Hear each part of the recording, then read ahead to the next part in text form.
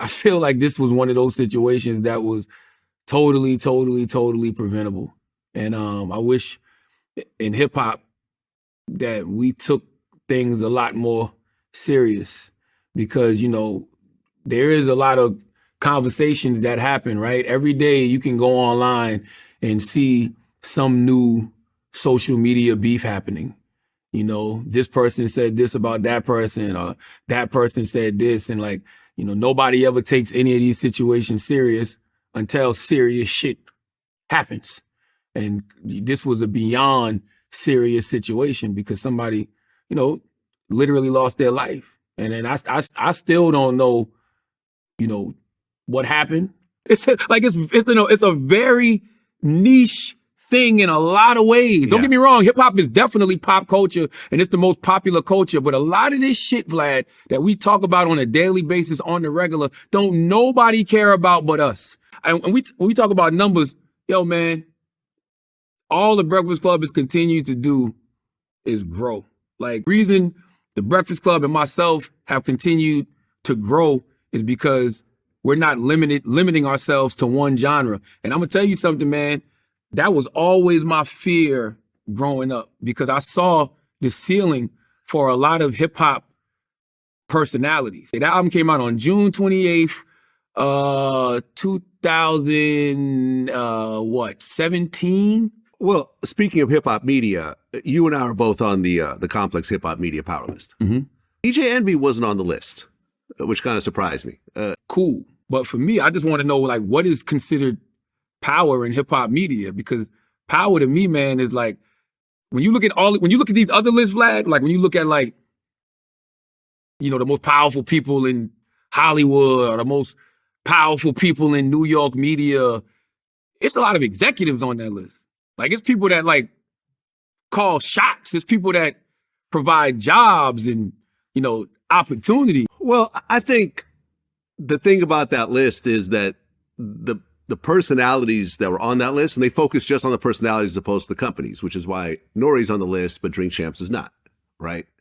I first of all, I would never cash in on the bet, number one, contrary to people's popular belief. That's never a bet that I would uphold. All right. That's straight ass betting. All right. In that case, mouth betting, but it would never happen. That's number one. All right. But number two, it's like I say that as an extreme because these are things that I know just aren't going to be. When I said that about 6ix9ine, it's because I'm like, there's no way he's beating this case, which he didn't. That's like, people think he beat the case. And I'm sure, you know, you could get much bigger numbers if you were still the old Charlamagne. But no. It might close. No, you don't think so? No, I think I got much bigger. I don't know. I think you will. I think the audience, the old Charlamagne. The audience is way bigger now, and the reason the audience is way bigger now is because I grew up, and when you grow up, you have more things to talk about. When you grow up and you got, you know, 4 daughters, you know, and you know you've been going on a journey of healing within yourself, and you start having conversations about, you know, mental health and, you know, even politics. Like, people say what they want.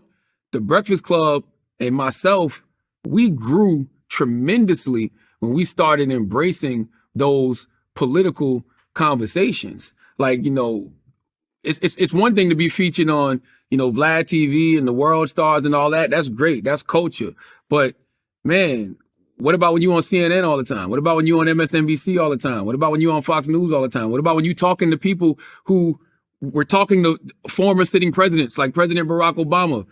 We talked to now the president, Joe Biden. Joe Biden gave us a moment that's going to be in history forever when he said, if you don't know whether to vote for me or Donald Trump, you ain't black. You got, you know, Taxstone in jail. Now it's not just Taxstone in jail. Taxstone, you know, was found guilty on a bunch of charges. Man, it's just like a terrible, tragic situation all the way around, and changing the situation. And that's.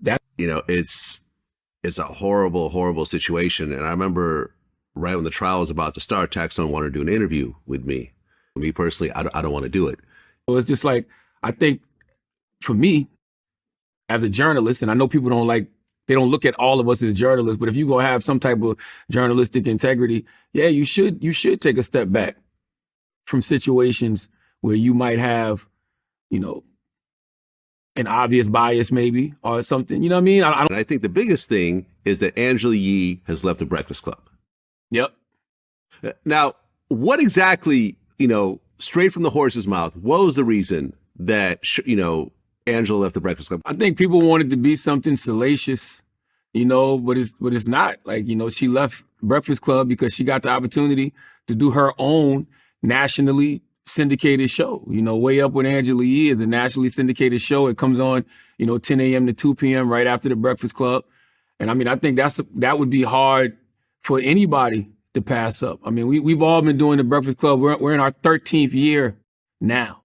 And, you know, Angela Yee never got the opportunity to host her own show on terrestrial radio. Of course, she had, you know, what was it, The Morning After on Shade 45. You know, people clown me all the time because I'm always talking about therapy and, you know, I've become a mental health advocate, but that's real because that's what I see everybody dealing with. And I see everybody trying to do escapism, right? Like even when we talk about like the YSL case, you know, when you see people getting drugs, you know, snuck to them in court or whatever it is, or people attempting to give folks drugs or lawyers having drugs, I just be hearing, I'm like, man, that lets me know that I understand these brothers got a criminal case going, but man, somebody should be trying to get these brothers some help. You know, if you're going to be calling these institutions correctional facilities, then man, how about try to get like some real correcting and some real, you know, straightening going on. And so I remember getting the phone call that Kanye wanted to talk to me. And I'm like, I already know that's an exhausting phone call. I don't feel like talking to Kanye. I don't want to talk to Kanye. And, you know, the person who was calling me, you know, that it was their job. They were tasked with getting me and Kanye connected. So me and this person are cool. I already know what situation that person is in. I'm like, all right, man, reach out. And so when he reached out, like that was the whole conversation was, you know, getting me to be on his side to go against somebody who's actually my friend. Pete Davidson is actually my friend. I've known Pete since he was 16 years old. Like Pete started with us at Guy Code when we were doing the MTV2 show Guy Code. The reason that's happening is because we are not afraid to grow and evolve. That's the only thing that scares me about hip hop and hip hop culture sometimes, man. People are not willing to grow because they get stuck in the one thing that worked for them. Like literally, they get stuck in that one thing. Imagine if I was still doing what I was doing 15 years ago. I'd have been played out. The reason I would have been played out is because people will see through that. They know that's performative. It's like, oh, that guy is a caricature of himself.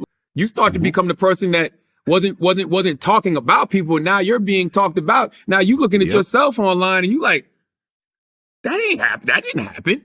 That's not true. I didn't say that. Like, what do they mean I'm in the Illuminati? You know what I mean? I'm not in no Illuminati.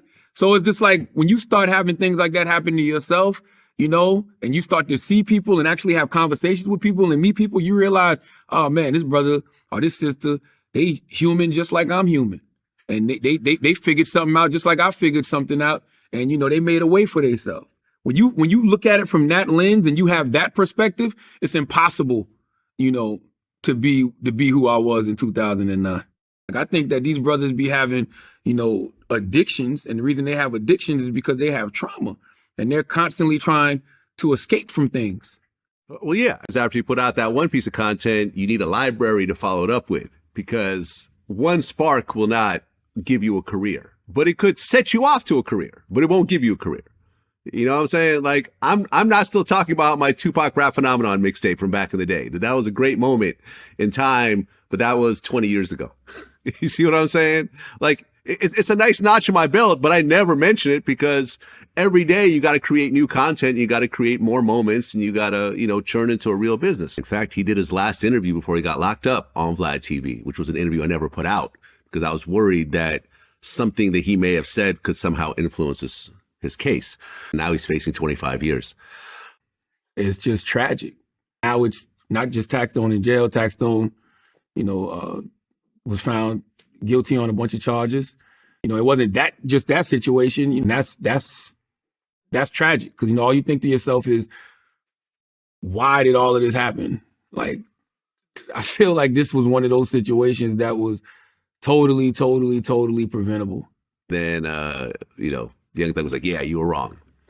And this whole YSL train wreck that's happening right now in Georgia, they are still not even past jury selection. And Young Thug is in a world of trouble and everything else like that. I mean, I know that it's a RICO, which I didn't even know that they could do state RICOs. That was a new one to me. I never even heard of a state RICO until, this situation, because when you are somebody who's from a certain environment, like how far away do they think that you're going to get from your environment? I mean, like, we saw what Young Thug was doing in the community. I just know what I saw forward facing as a radio personality, media personality. I saw him, constantly giving back to Atlanta, right? And constantly trying to empower people in Atlanta. Like, think about how many jobs somebody like Young Thug provided. Yeah, because I realized that if you don't want your peace disturbed, don't disturb the peace of others. And also, too, man, you talk about the Charlamagne from 2015. We can go back prior to that. 15 years we've been going strong. You start to become the person that wasn't talking about people. I mean, I remember some of our earlier interviews. I remember I'd bring up Drake. And it's like, it's interesting seeing the progression where you were really at the shock jock that I don't give a fuck, back then. But in your case, I could see the growth and everything else like that, but No. It might close. No, you don't think so? And when you grow up, you have more things to talk about. The Breakfast Club and myself, we grew tremendously when we started embracing those political conversations. But man, what about when you on CNN all the time? So it's like you got people, parents and they aunts, you know what I'm saying? And they grandparents listening to Breakfast Club. People forget when Birdman, came to Breakfast Club, Birdman, his daughter heard me talking about him on the air. And his daughter came to him with it. That's going to make anybody furious. Pooh Shiesty, salute to Pooh Shiesty, man. Pooh Shiesty was on Breakfast Club. Pooh Shiesty looked at me. Pooh Shiesty said, man, my mama loves you, man. You know what I'm saying? I know who you are because of my mama. My mama been listening to you for years. Man, when you understand that, yes, you're going to be very, cognizant of how you speak on people and how you speak on people's families. You're going to be very cognizant of that. Yes, we've evolved, but the same overall direction. The way I started Vlad TV in 2008 was basically the same way that Charlamagne started on the radio in South Carolina. And the feeling's mutual, and we're not stopping. Like, people don't even understand, like, just the business aspect of things and what we're building towards. But, one day you're just going to look up and you're going to see in, the Wall Street Journal, Vlad TV just sold for $500 million or something crazy like that. SBH Productions or Black Effect just, sold for $400 million, $500 million, but stay tuned. That's all I can tell people. Stay tuned. That's what it is. Until next time.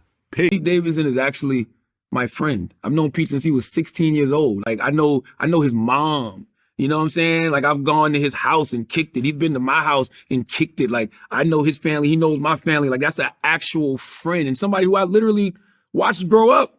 So it's like, that's my actual friend, somebody I have a relationship with. Me and Kanye are industry associates.